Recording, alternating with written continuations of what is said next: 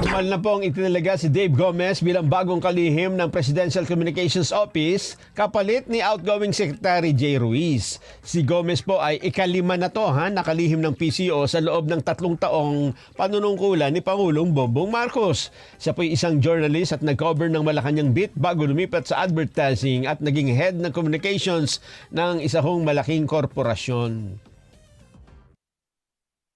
We are pleased to announce that President Ferdinand R. Marcos Jr. has appointed Mr. Dave Gomez as Secretary of the Presidential Communications Office.